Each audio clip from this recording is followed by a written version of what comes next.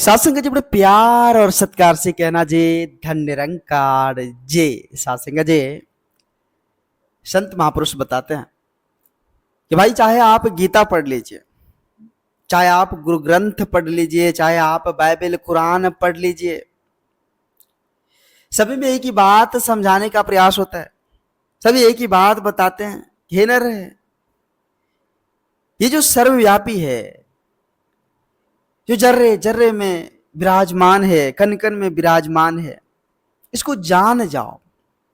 यही बात समझाती है सासंग जी।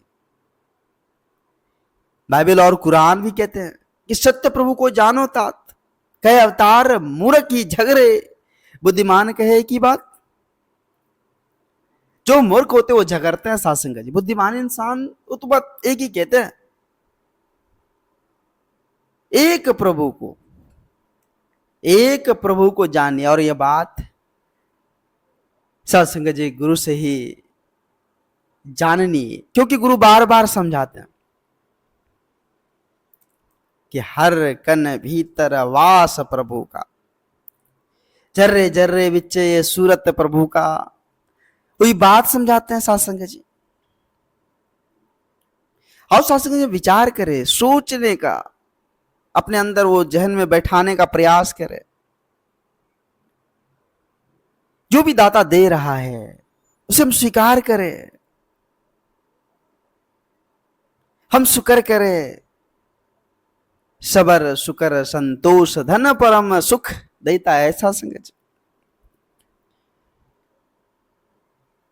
कहते कि भक्ति जो होता ना, ये भक्ति का फल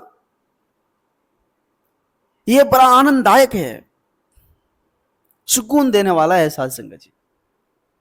अब बीच में आ जाती इस भक्ति को फल जो है, भक्ति का जो फल है इसको नष्ट करने वाला वो तीन चीज, जिसको हम अहंकार कहते हैं साध संगत जी। अहंकार आ जाए तो भक्ति का फल खत्म, स्वार्थ आ जाए तो भक्ति का फल खत्म, कपट कर्म हो जाए तो भक्ति का फल नाश हो जाता है साध संगत जी। इसलिए तीन चीज जो है, अहंकार जो है, स्वार्थ कर्म जो है, कपट जो है, छल जो है, ये सारे जो भी इसको त्याग देनी है, फिर भक्ति का जो फल मिलेगा बड़ा आनंददायक होगा, बड़ा आनंददायक होगा सासंग जी। सदगुरु की आज्ञा का पालन करना, सदगुरु के वचन बोल विचार को अपने जीवन का आधार बना लेना, यही तो सेवा है। ये सबसे बड़ा सेवा है सासंग जी, सदगुरु के वचन का पालन करना, उसकी आज्ञा का पालन करना।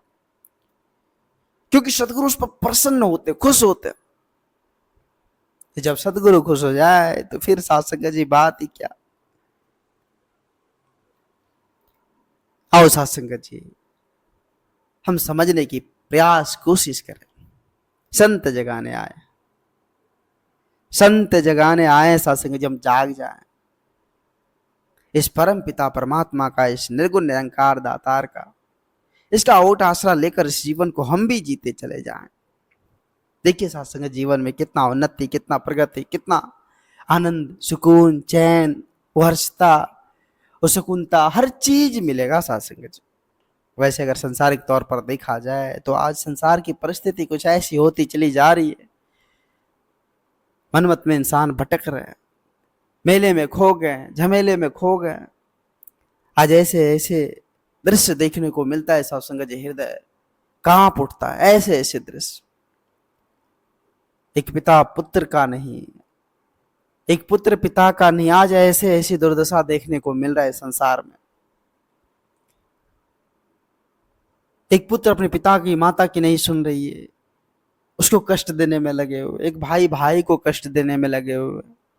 ये नफरत, वैर, तकरार, ये जुल्म चारों तरफ सासंग जी छिर चुका है। लेकिन संत महापुरुष हम इंसानों को जगाने के लिए तत्पर प्रयास करते हैं, अंधकार से प्रकाश की ओर ले जाने का तत्पर प्रयास करते हैं।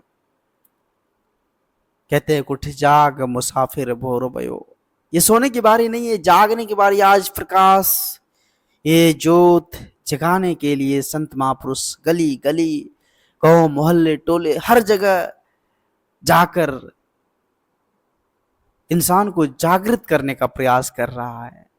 हम जाग जाएं सासंग जी। क्या लेकर आया बंदे, कुछ लेकर नहीं आया, कुछ भी साथ जानी नहीं, एक सुई का टुकड़ा भी साथ जानी नहीं है सत्संग जी, कुछ भी साथ जानी नहीं है, कुछ भी साथ जानी नहीं। तो किस बात का अहंकार? जैसे संत ने बड़े सुंदर शब्दों में लिखे कि एक मुट्ठी भर राख में बदलने के लिए इंसान इतना अहंकार करता है,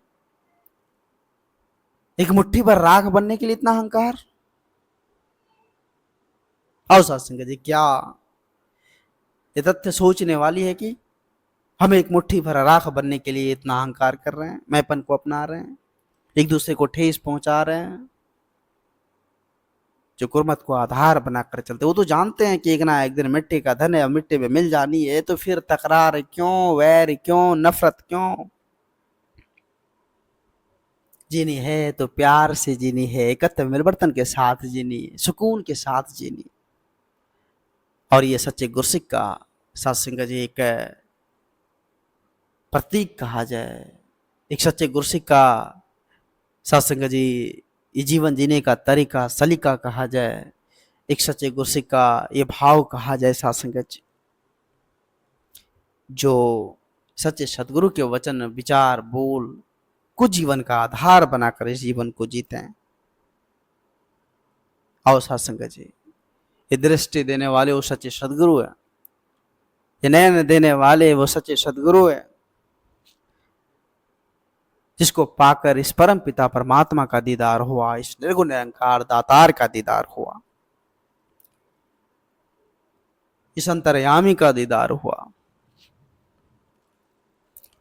जब सत्संग जी सच्चे सदगुरु का संग नहीं तो इस नजर का कसूर था, जो एक जगह रहकर भी, जो आंख के काजल से भी कहीं नजदीक होकर भी उसको हम नहीं जान पाए, उसको नहीं देख पाए। लेकिन सच्चे सदगुरु के ऐसी रहम, ऐसी कृपा, ऐसी दृष्टि हुई,